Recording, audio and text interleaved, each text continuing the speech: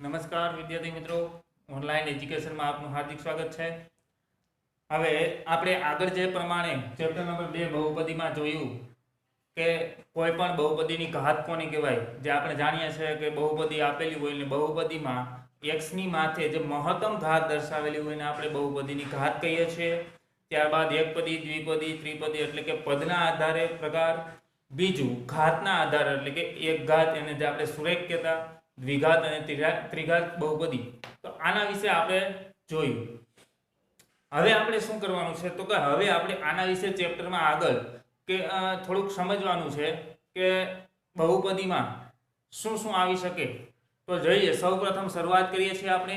તો શૂન્યથી શરૂઆત થાય છે. તો લખું અહીંયા કે બહુપદી જે છે એ બહુપદીના શૂન્યો. સૌપ્રથમ એક ખબર હોવી જોઈએ કે શૂન્ય કોને કહેવાય.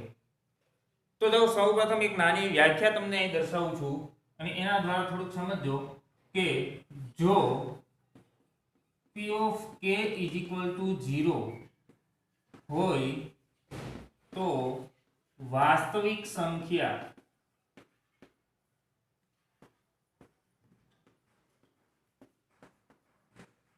k ને બહુપદી p of x નું શૂન્ય કહે છે. હવે આ તો શૂન્ય માટેની નાની એવી એક વ્યાખ્યા છે, પરંતુ આપણે સમજવાનું એ છે કે શૂન્ય કહેવાય કોને. જો અહીંયા તમને આ વ્યાખ્યાના આધારે તમને થોડી ઘણી ખબર પડે તો આપણે આમાં થોડાક દાખલા કરશું અને થોડીક એની માહિતી મેળવશું. તો જોઈએ કે જો p of k = 0 હોય, p of k ઈ શું દર્શાવે? p એટલે કે પોલિનોમિયલ. ઇંગ્લિશમાં બહુપદીને શું કહેવાય? પોલિનોમિયલ. પોલિનોમિયલ ઓફ k. k શું દર્શાવે કે જે આપણને આપેલી જે બહુપદી છે, બહુપદીમાં આપણે ધારો કે x લખીએ તો x એટલે એને લખવું એટલે લખે p of x = x² + 3. જેમાં x ઈ શું છે તો કે બહુપદીનો કોઈ ચલ આપેલો. તો અહીંયા ધારો કે હું કોઈ k ની કિંમત લઉં. જો k શું છે તો કે આપણે આગળ દર્શાવેલું કે p of k = 0 હોય તો વાસ્તવિક સંખ્યા k. એટલે કે k ની જે કિંમત છે k છે એ હું આપેલું છે તમને વાસ્તવિક સંખ્યા. તો વાસ્તવિક સંખ્યા એટલે કે કોઈ પણ નંબર તમે અહીંયા મૂકવામાં આવે આપેલ સમીકરણમાં, એટલે કે ચલની જગ્યાએ ધારો કે કોઈ કિંમત મૂકવામાં આવે અને એનું સાદુરૂપ આપવામાં આવે તો સાદુરૂપ આપવાની કિંમત કેટલી થાય? 0. તો બહુપદી p of x નું શૂન્ય કહે છે. એટલે કે જે k છે એને આપણે શું કહી શકાય? બહુપદીનું શૂન્ય. હવે આમાં થોડી ઘણી તમને ખ્યાલ આવ્યો હોય તો આપણે આના વિશે થોડી ઘણી એક નાનું એવું ઉદાહરણ દ્વારા તમને સમજાવું કે નાનું એવું ઉદાહરણ લખું છું અહીંયા. પણ ઉદાહરણ પહેલા તો અહીંયા ઉદાહરણ આપું છું, પણ ઉદાહરણ છે કોઈ એક સુરેખ બહુપદી. સુરેખ એટલે કે જે બહુપદીમાં ચલની ઘાત કેટલી હોય? 1. અહીં લખું p of x = ax + b. જે આપણે આનું પ્રમાણિત સમીકરણ જે તમને દર્શાવેલું હતું તમે એમાં લખેલું હતું. તો ax + b. હવે હું ઉદાહરણ લખું છું. ઉદાહરણ આના ઉપરથી ન 2x - 4. મિત્રો અહીંયા જો કે 2x - 4 અને ax + b આ બંને સમીકરણમાં x ની ઘાત કેટલી છે? 1. એટલે કે આ બે બહુપદી કેવી છે? સુરેખ બહુપદી આપેલી. હવે સમજવાનું એ છે કે આપેલો જે p of x છે એ શૂન્ય, એનું શૂન્ય શું છે એ મેળવવું હોય તો ધારો કે p of x લીધું તો અહીંયા હું લખું p of 2. મેં દાખલાની શરૂઆત કરું p of 2. જેમ અહીંયા આપણે k મૂકીએ x ની જગ્યાએ અને એની કિંમત 0 થાય તો એને આપણે શૂન્ય કહી શકાય. એવી જ રીતે p of x જે સમીકરણ છે એ સમીકરણમાં ધારો કે હું 2 મૂકું તો જોઈએ એનું સાદુરૂપ આપતા શું મળે? 2. x ની જગ્યાએ શું મૂકી દેવાનું? 2 - 4. અહીંયા જોઈએ 2 2 4 - 4 એની કિંમત આવશે 0. એટલે શું દર્શાવે કે p of 2 એટલે કે p of k બે સેમ છે. જો વ્યાખ્યા સાથે સરખાવતો જાવ થોડી ઘણી તમને ખબર પડી જશે કે p of 2 = તમારે 0 મળે, જેમ અહીંયા p of k = 0 મળે. તો વાસ્તવિક સંખ્યા k ને તો એવી જ રીતે અહીંયા જે સંખ્યા આપને મળે છે 2, એ 2 ને આપણે શું કહી શકાય? p of x નું શૂન્ય.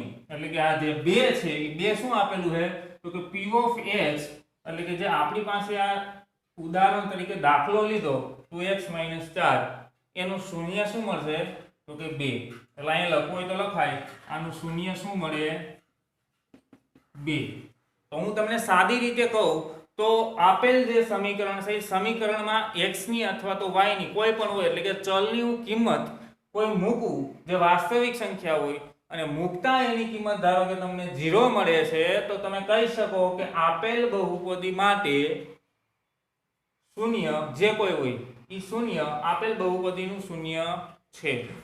હવે આ તો તમારે ખાલી વ્યાખ્યાના આધારે થોડી ઘણી તમને મેં માહિતી આપી। હવે જોઈએ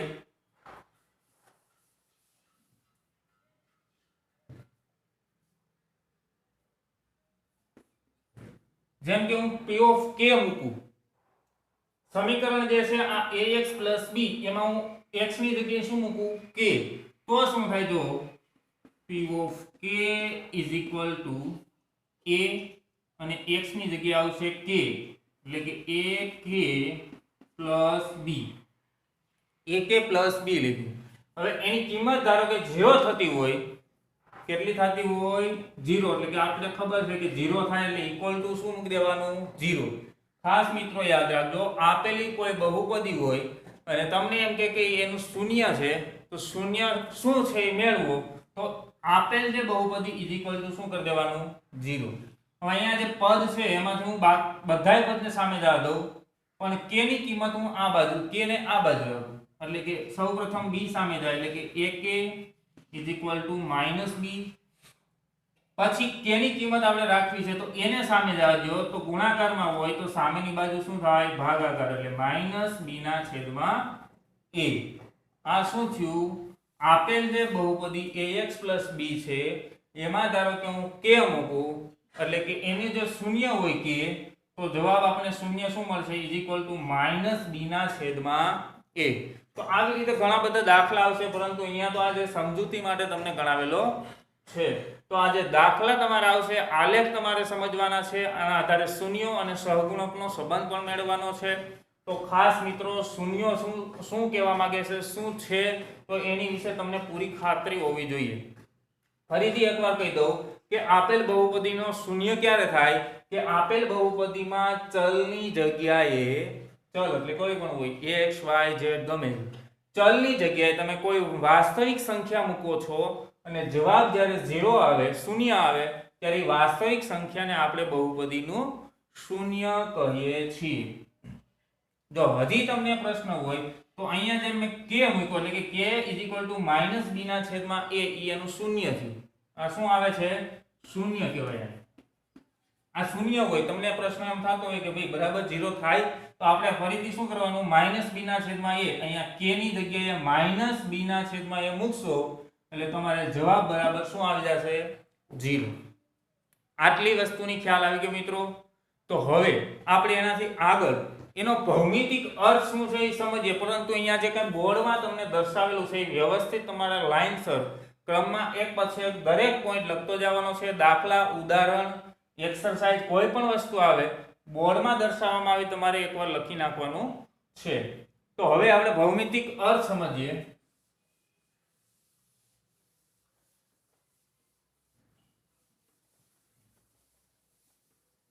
ભૌમિતિક એટલે કે આલેખ ઉપર દર્શાવવામાં આવે તો તમને શૂન્ય કઈ રીતે મળે। અહીંયા લખું છું બહુપદીના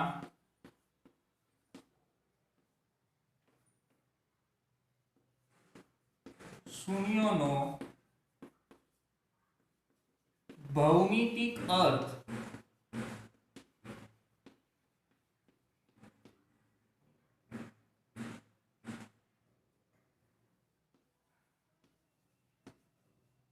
જો ભૌમિતિક અર્થમાં આપણે શરૂઆત કરીએ તો સૌથી પહેલા આપણે ખબર છે કે જે બહુપદી છે એ બહુપદી કેવી હોય સુરેખ બહુપદી। જ્યાંથી શરૂઆત આપણે કરીએ છીએ સુરેખ બહુપદી। સુરેખ બહુપદીમાં જોઈએ આપણે એનું વાસ્તવિક સમીકરણ ખબર છે કે પ્રામાણિક સમીકરણ ખબર છે કે પ્રામાણિક સમીકરણ શું આવે ધારો કે હું y = ax + b। તો તમને એવો પ્રશ્ન થાય કે y શા માટે લીધો તો મિત્રો યાદ રાખજો કે ભૌમિતિક અર્થમાં તમારે આલેખ દોરવાનો હોય તો આલેખમાં x અને y આવા બે ચલ આપેલા હોય, અક્ષ આપેલી હોય x અને y, જે યામ સ્વરૂપે આપણે અહીંયા દર્શાવવો હોય તો આવી રીતે લખી શકાય. જો હું x ની કિંમત મૂકું તો તમને y મળે અને y ની કિંમત આપણી પાસે હોય તો x મળે. તો ax b. હવે અહીંયા હું તમને કોઈ નાનું એવું ઉદાહરણ આપું અને આલેખ ઉપર દર્શાવું તો નાનું ઉદાહરણ આપણે જે આગળ લીધું હતું એ જ લઈએ કે ભાઈ 2x એટલે કે y બરાબર 2x minus 4. હવે આમાં તો x અને y ની આપણી પાસે કિંમત હોવી જોઈએ તો મિનિમમ જેમ બને એમ 3 કિંમત મેળવવાની અથવા તો 2 કિંમત હોવી જોઈએ. હું અહીંયા તમારે એક કિંમત 2 મેળવી દઉં જે આવી રીતે મેળવવાનું. બોક્સની અંદર બે કિંમત લખી નાખું.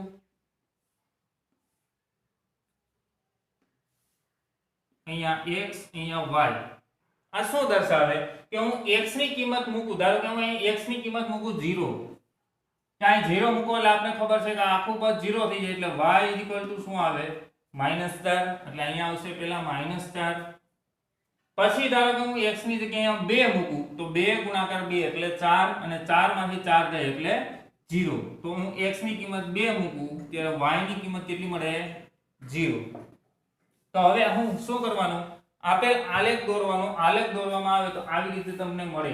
આલેખમાં શું આવશે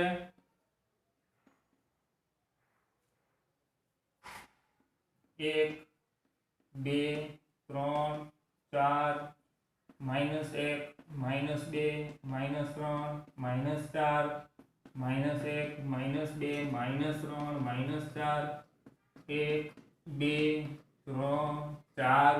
જો અહીંયા આલેખ તમારે જેટલો જરૂરિયાત હોય એ પ્રમાણે દોરવાનો હોય છે. તો x ની કિંમત 0 હોય ત્યારે y ની કિંમત -4 હોય. આલેખ ઉપર દર્શાવવામાં આવે તો આપણે ખબર છે x ની કિંમત 0 એટલે કે અહીંયા 0 છે. આપણે ખબર છે યામ સ્વરૂપે દર્શાવવામાં આવે તો અહીંયા શું હોય 0 0 યામ. y ની કિંમત -4, y અક્ષ ઉપર y અક્ષ x અક્ષ, તો y અક્ષ ઉપર -4 ક્યાં આવે છે અહીંયા, અને x યામ 0 છે એનો મતલબ એ યામ ક્યાં આવશે અહીંયા. એટલે કે લખવું હોય તો લખાય 0 -4. એવી જ રીતે x ની કિંમત 2 હોય એટલે કે અહીંયા અને y ની કિંમત 0. y યામ આપણે ખબર છે અહીંયા 0, તો જ્યાં બે ભેગા થઈને આપણે જોઈન્ટ કરીએ તો અહીંયા આવશે 2 0. તો મિત્રો હવે આલેખને જ્યારે જોડવામાં આવે દોરવામાં આવે તો એ આલેખ કેવો બને, જો આવી રીતે આલેખ બનશે. જે આપણે આ y સ્વરૂપનો લખી છે 2x - 4, એ આલેખ કેવો મળશે આવી રીતે આમ સીધો. એનો અર્થ એવો થાય કે સીધો આલેખ મળે એને સુરેખ કહી શકાય, અને સુરેખ અથવા તો એને બીજું રેખા દ્વારા દર્શાવવામાં આવે છે. એટલે કે સુરેખ અથવા તો રેખા જે હોય. તો ખાસ મિત્રો યાદ રાખજો કે સુરેખ બહુપદી હોય ત્યારે સુરેખ બહુપદીનો આલેખ કેવો મળે તો કે રેખા સ્વરૂપે મળે છે. બીજું ખાસ હવે કોઈ પણ આલેખ જ્યારે આપે ત્યારે આલેખમાં ખાસ યાદ રાખજો કે y બરાબર ax plus b માં y plus ax plus b માં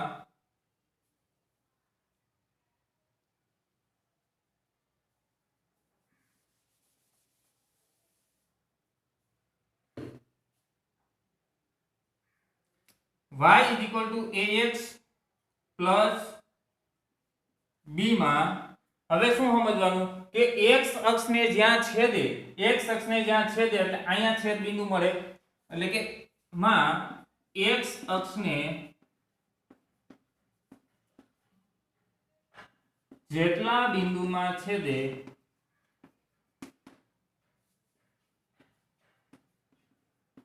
તેને શૂન્યો કહે છે. x plus b માં એટલે કે આપેલ જે સમીકરણ છે 2x - 4 એ કેવું છે ax plus b અથવા તો 2x - 4 જઈ ગયું. એમાં x અક્ષને અહીંયા કેટલા બિંદુમાં છેદે 1. એનો અર્થ એવો થાય કે આપેલ જે બહુપદી છે એ બહુપદીમાં શૂન્યોની સંખ્યા મહત્તમ કેટલી થશે તો કે શૂન્યો મહત્તમ કેટલા હશે 1. એનાથી વધુ શૂન્ય મળશે નહીં.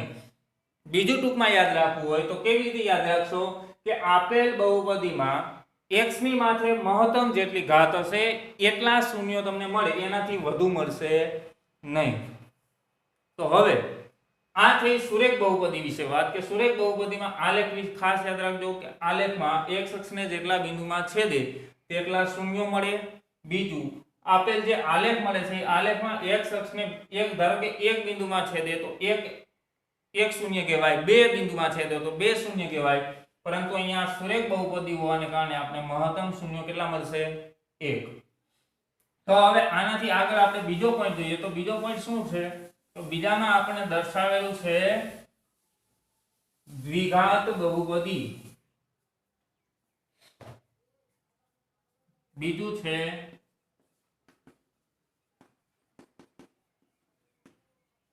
દ્વિઘાત બહુપદી.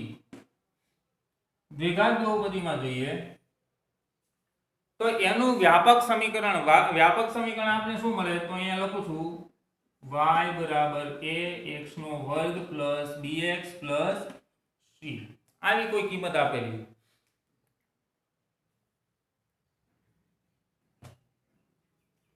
તો y x square plus bx plus c આવું એનું સમીકરણ આપેલું. મિત્રો આનો આલેખ જ્યારે દોરવામાં આવે ત્યારે આલેખ બે પ્રકારે હોય છે. બે પ્રકારે કઈ રીતે? હું બે પોઈન્ટ લખીને કહું છું. પહેલું છે કે જ્યારે a ની કિંમત એટલે આપેલો a છે a ની કિંમત ગ્રેટર ધેન 0 એટલે કે 0 કરતા જ્યારે મોટી હોય તો વક્રાકાર એટલે વળાંક પણ એ ઉપરની તરફ અથવા તો નીચેની તરફ ખુલ્લો હોય તો ગ્રેટર ધેન 0 એટલે શું કે જ્યારે a ની કિંમત 0 કરતા વધુ હોય તો વક્રાકાર આલેખ એટલે કે ઉપરની તરફ ખુલ્લો.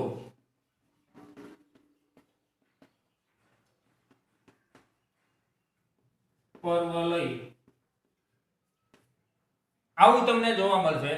બીજું છે તમારે a લેસ ધેન 0 હોય ત્યારે વક્રાકાર આલેખ મળે. પણ વક્રાકાર આલેખ કેવો? તો કે 0 છે એ a કરતા મોટો હોય એટલે કે a ની કિંમત કેવી હશે? ઓછી, ઋણ સંખ્યા હોય ત્યારે શું હશે? તો કે નીચેની તરફ ખુલ્લો પરવલય. હવે નીચેની તરફ તમને ખુલ્લો પરવલય જોવા મળશે અને જો a ની કિંમત 0 કરતા મોટી હોય તો ઉપરની તરફ ખુલ્લો વક્ર જોવા મળશે. તો આ વક્રાકાર અને પરવલયાકાર જે છે એનો આલેખ હું તમને દર્શાવું તો કઈ રીતે હોઈ શકે?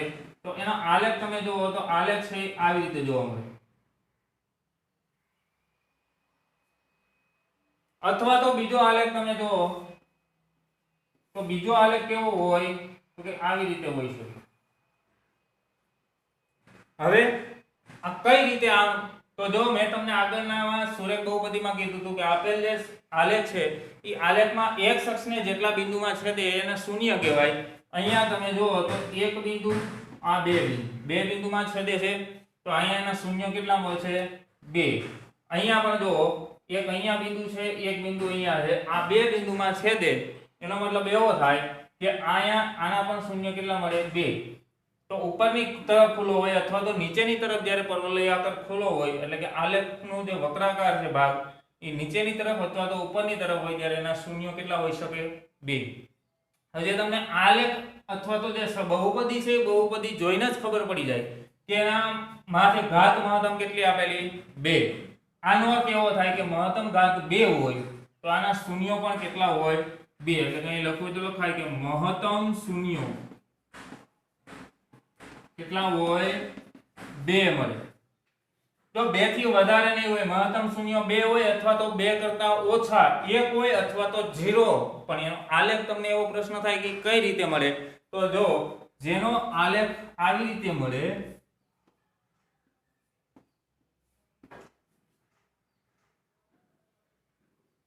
કે જે એક અક્ષને કેટલા બિંદુમાં છેદે? એક બિંદુમાં. એનો અર્થ એવો થાય કે એક બિંદુમાં છેદે તો આના શૂન્યોની સંખ્યા કેટલી મળે? 1. અથવા તો સાવ છેદ બિંદુ ના મળે જેવી કે આવી રીતે હોય તો આવા આલેખમાં ધારો કે આમ આલેખ તમને દર્શાવજો x અથવા તો y બિંદુને ક્યાંય પણ છેદે નહીં. આપણે ખાસ તો x અક્ષને જોવાનું છે. તો અહીંયા એક પણ બિંદુમાં છેદતો નથી એટલે અહીંયા શૂન્યની સંખ્યા કેટલી હોય 0. તો આ મિત્રો તમને સમજાઈ ગયો છે દ્વિઘાત બહુપદી માટે કે જેમાં મહત્તમ ઘાત 2 છે. તો એનો મતલબ એમ કે એના શૂન્યોની સંખ્યા તમને કેટલી મળશે 2. બે શૂન્યોની સંખ્યા હોય તો એના આલેખ તમને બે રીતે મળે, કાં ઉપરની તરફ ખુલ્લો અથવા નીચેની તરફ ખુલ્લો.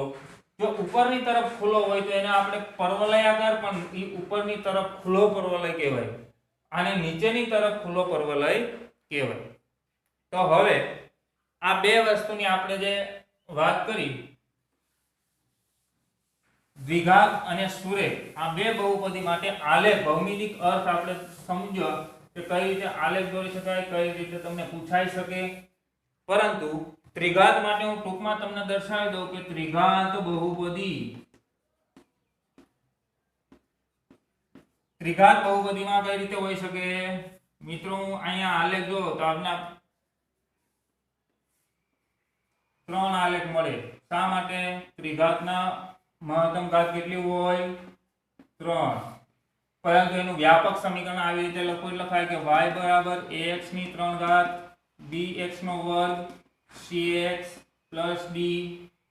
તો આની મહત્તમ ઘાત તમને 3 જોવા મળે. તો અહીંયા તમને જુદા જુદા 3 આલેખ જોવા મળશે.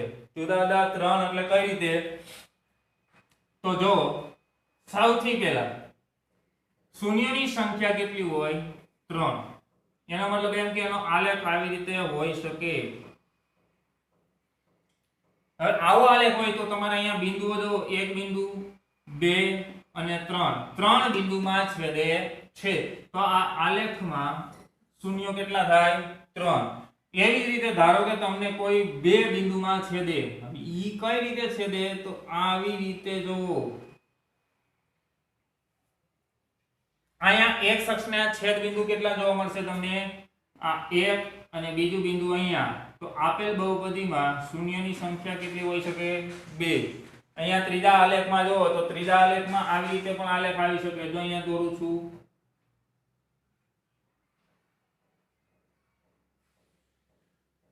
અહીંયા જો તો આપણને x અક્ષમાં કેટલા બિંદુમાં છેદે?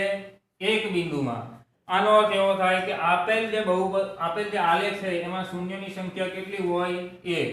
તો 1 2 અને 3 આવી રીતે તમને આલેખ મળે. તો આપેલ જે બહુપદી ત્રિઘાત હોય તો ત્રિઘાતમાં તમારે મહત્તમ વધુમાં વધુ 3 શૂન્યો મળે. આનાથી વધુ મળે નહીં. 3 થી ઓછા હોઈ શકે જેમ કે 2 અથવા તો 1, પરંતુ 3 કરતા વધુ શૂન્યો મળશે નહીં. તો ફરીથી એકવાર સુરેખ બહુપદી આપેલી હોય તો સુરેખ બહુપદીમાં મહત્તમ શૂન્યની સંખ્યા 1 હોય. દ્વિઘાત બહુપદી હોય તો દ્વિઘાત બહુપદીમાં મહત્તમ ઘાત 2 હોવાથી શૂન્યોની સંખ્યા મહત્તમ 2 હોય. દ્વિઘાત બહુપદીમાં મહત્તમ ઘાત 3 હોય તો મહત્તમ શૂન્યની સંખ્યા કેટલી હોય 3. તમને કોઈ પણ પ્રકારે ધારો કે આલેખ આપવામાં આવે કે હું તમને એક આલેખ અહીં દર્શાવું, તો આ આલેખ જે છે એમાં હું આલેખ દોરું કે આવી રીતે તમને આલેખ દર્શાવેલો છે. તો આપેલ આલેખમાં શૂન્યોની સંખ્યા કઈ રીતે નક્કી કરશો? શૂન્યો કેટલા હશે? તો આપને ખબર છે કે ભાઈ તમારે x અક્ષને જોવાનો છે. x અક્ષ ઉપર ક્યાં બિંદુમાં છેદે છે? અહીંયા જો 1, આગળ ચાલો એટલે 2 બિંદુ, એનાથી આગળ 3, એનાથી આગળ 4. તમને શૂન્યની સંખ્યા કે તો શૂન્યની સંખ્યા કેટલી હોય 4.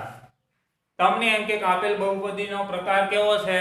તો આપને ખબર છે કે 4 શૂન્ય મળે. એનો મતલબ એમ કે મહત્તમ ઘાત કેટલી હોય 4 હોય. એટલે કે આનું સમીકરણ બને ax ની 4 ઘાત + bx ની 3 ઘાત + cx ની 2 ઘાત + dx + e લખી શકાય. એટલે કે 4 ઘાત વાળું બહુપદી હોય તો એનો આલેખ આપણે દોરવો હોય તો આવી રીતે દોરી શકાય. તો આ રીતે શૂન્યની સંખ્યા અને બહુપદીના આલેખ છે એ મેળવવા એક ખાસ ધ્યાન રાખજો. આ જે આલેખ છે એ MCQ માં તમારે પૂછાઈ શકે. MCQ માં 1 માર્કમાં અથવા તો કોઈ ખાલી એક માર્કમાં પણ પૂછાઈ શકે કે ભાઈ આપેલ ત્રિઘાત બહુપદી હોય તો ત્રિઘાત બહુપદીનો આલેખ કેવો હોઈ શકે. તો વિદ્યાર્થી મિત્રો, આના થી આગળ હવે જ્યારે આપણે ભણશું ત્યારે શૂન્યો અને સહગુણકનો સંબંધ ભણવાનું છે. તો આપણને શૂન્યો વિશે ખાસ માહિતી હોવી જોઈએ. બસ અસ્તુ.